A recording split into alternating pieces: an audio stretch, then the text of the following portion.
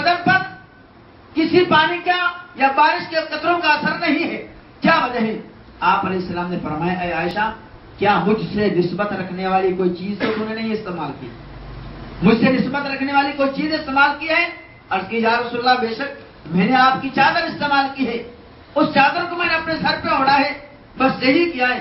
آپ علیہ السلام نے فرمایا اے عائشہ میری چادر کی وہ برکتیں تھی کہ جو انوار و تجلیات کی بارشیں اللہ تعالیٰ مجھ محمد پر نازل کرتا تھا، میری چادر جب تم نے اوڑھی تمہیں بھی وہ انوار و تجلیات کی بارش نظر آ رہی تھی. سبحان اللہ سبحان اللہ. وہ یہ بادلوں والی بارش نہیں تھی، وہ انوار و تجلیات کی بارش تھی. تو پتہ چلا حضور صلی اللہ علیہ وسلم ایسا نور ہے کہ آپ علیہ السلام کے جسم سے نسبت رکھنے والی ایک چادر جو ہے اس کو بھی جب حضرت عائشہ صدیقہ اوڑھ لیتی ہیں ان کو بھی انوار و تجلیات نظر آیا کرتے ہیں. اور آپ علیہ السلام ایسے نور ہیں. ایک مرتبہ حضرت عائشہ صدیقہ رضی اللہ عنہ گھر میں کپڑے سی رہی تھی، اچانک جو ہے سوئی گر گئی اور چراغ بھی بجھ گیا. سوئی بڑی تلاش کی، نظر نہیں مل سکی. کچھ دیر کے بعد اندھیرا تھا. حضور علیہ السلام کچھ دیر کے بعد تشریف لائے.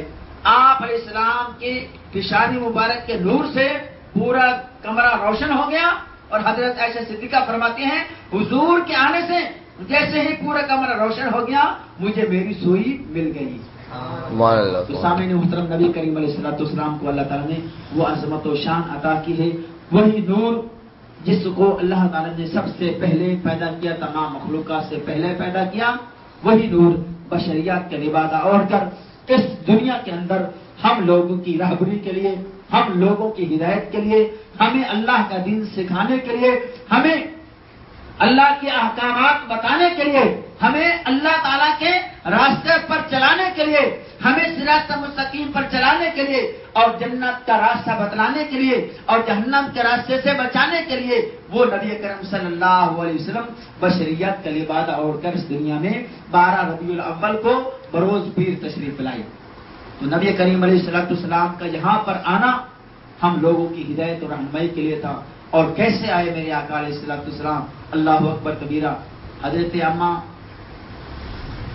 حضور علیہ السلام کی والدہ ماجدہ حضرت آمنہ رضی اللہ عنہ کہتی ہیں کہ جس وقت میرا بیٹا پیدا ہوا اس وقت خرج منی نور، میرے بدن سے ایک نور ظاہر ہوا اور اضاءت لہو قصور الشام، کہتی ہیں کہ اس نور کی وجہ سے مجھے ملک شام کے محلات دکھائی دینے لگ گئے. اس قدر وہ نور روشن ہوا.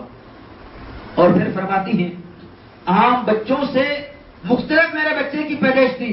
میرے محمد کی پیدائش، ان کا پیدا ہونا عام بچوں سے بالکل مختلف تھا. اس لیے کہ جب عام بچہ پیدا ہوتا ہے اس کے بدن پر گندگی بھی ہوتی ہے، اس کی ناک بھی کٹی ہوئی نہیں ہوتی اور اس کا ختنہ بھی نہیں کیا ہوتا، اس کے آنکھوں میں سرما نہیں لگا ہوتا، اس کو غسل نہیں دیا ہوتا، اس کے سر میں تیل نہیں لگا ہوتا. ایسے ہی پیدا ہوتا ہے اور روتا ہوا بچہ پیدا ہوتا ہے. لیکن جب میرے لال کی ولادت ہوئی، میرا لال پیدا ہوا، آپ علیہ السلام کو میں نے دیکھا کہ بدن آپ کا غسل شدہ ہے، آپ کو غسل بھی دیا ہوا ہے، آپ کی ناک بھی کٹی ہوئی ہے، ختنہ شدہ پیدا ہوئے، آنکھوں میں سرما لگا ہوا ہے، سر پر تیل بھی لگا ہوا ہے. سبحان اللہ سبحان اللہ. یہ ہمارے پیارے نبی کی کیا شان اللہ تعالیٰ نے آپ علیہ السلام کو عطا کی ہے. اور فرماتی ہیں حضرت آمنہ رضی اللہ عنہ فرماتی ہیں کہ آتے ہی میرے لال نے اپنے سر کو سجدے میں ڈال دیا اور دعا کر رہے تھے رب حبلی امتی، رب حبلی امتی، اے اللہ میری امت کو بخش دے، مولا میری امت کو میرے حوالے کر دے. تو اندازہ کیجئے بعض لوگ جو ہے آپ نے سنا ہوگا، بعض لوگ کتابوں میں لکھتے ہیں کہ حضور علیہ السلام کو نبوت 40 سال کے عرصے میں ملی. تو یہ جملہ درست نہیں ہے. کیوں کہ نبی پیدائشی طور پر نبی ہوتا ہے. آپ اس حدیث سے اندازہ لگائیے کہ حضور علیہ السلام پیدا ہوتے ہی امت کو یاد کر رہے ہیں اور امت کس کی ہوتی ہے؟ نبی کی ہوتی ہے. پتہ چلا آپ علیہ السلام پیدائشی نبی ہیں اور ہر نبی پیدائشی نبی ہوتا ہے. آپ علیہ السلام نے 40 سال کے عرصے میں نبوت کا اعلان کیا ہے. نبی پہلے تھے مگر اعلان بعد میں کیا ہے. آپ اس کی کئی مثالیں آپ کے سامنے موجود ہیں. ایک آدمی میٹرک پاس ہے اور پہلے اظہار نہیں کرتا. مثال کے طور پر 10 سال کے بعد اس کو کہیں جاب کی تلاش میں جاتا ہے اس سے پوچھا گیا کہ تمہاری تعلیم کیا ہے؟ وہ بولتا ہے کہ میری میٹرک ہے.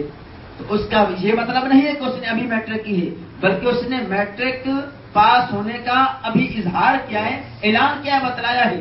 اس کا یہ مطلب نہیں کہ اس نے میٹرک ابھی کی ہے. تو نبی کریم علیہ السلام نے 40 سال کی عمر میں نبوت کا اعلان کیا ہے، نبی ہونے کا اعلان کیا، اور آپ پر سلسلہ وحی کا آغاز ہوا ہے.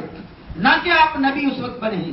ہر نبی پیدائشی طور پر نبی ہوتا ہے، بلکہ حضور کی دوسری حدیث مبارکہ ہے کنت نبیا وآدم بین الماء والجسد، میں تو اس وقت بھی نبی تھا. آپ علیہ السلام نے فرمایا میں تو اس وقت بھی نبی تھا، ابھی حضرت آدم علیہ السلام آب و گل کے مراحل میں تھے.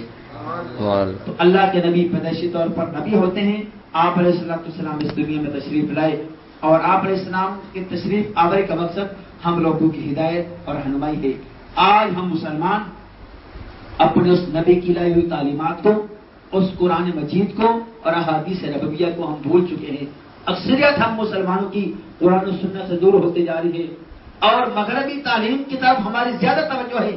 اور جس تعلیم کے اندر اللہ تبارک و تعالیٰ نے ہماری دنیا اور آخرت کی کامیابی کو پوشیدہ رکھا ہے، اس تعلیم سے ہم یکسر دور ہوتے چلے جا رہے ہیں. آج نیت کیجیے کہ انشاءاللہ عزوجل ہم روزانہ کچھ نہ کچھ قرآن کو پڑھیں گے، جو سنیں گے ترجمہ تفسیر کے ساتھ، اور اس کے ساتھ ساتھ ہم احادیث نبویہ کا بھی علم حاصل کریں گے، احادیث نبویہ کا مطالعہ کریں گے، اور قرآن و حدیث کا مطالعہ کر کے اس کے مطابق اپنی زندگی گزاریں گے انشاءاللہ عزوجل. الحمدللہ عزوجل یہی ایک پیغام، یہ سوچ ہمیں الحمدللہ دعوت اسلامی کا مدنی ماحول بھی عطا کرتا ہے. الحمدللہ عزوجل دعوت اسلامی کے ماحول کی کئی برکتیں ہیں، اور دعوت اسلامی دن بدن دین متین کی خدمت کر رہا ہے. یہ ماحول ابھی پچھلے ہی دنوں کے اندر شاید آپ کو بھی پتہ چلا ہوگا، 4 سال کا ایک بچہ، یہ بھی میرے خیال میں 4 سال کا ہوگا،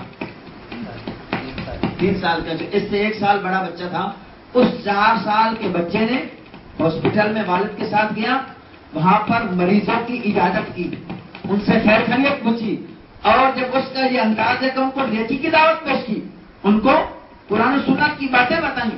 ایک غیر مسلم وہاں پر ڈاکٹر رہتی تھی، لیڈی ڈاکٹر وہاں پر رہتی تھی، غیر مسلم تھی. جب اس نے بچے کو دیکھا وہ اتنی متاثر ہوئی، رونے لگ گئی، اور بچے کو سینے سے لگا لیا، اپنے ساتھ چمٹا لیا، اور رونے لگ گئی، زاروں قطار رو رہی ہے. لوگوں نے کہا کہ یہ غیر مسلم ہے، بچے کو اس سے دور کرو. لیکن جب بچے کو اس سے جدا کرنے لگے لوگ، اس وقت وہ کہنے لگی کہ اے بچے، اے منع، مجھے کلمہ پڑھا کر مسلمان کر.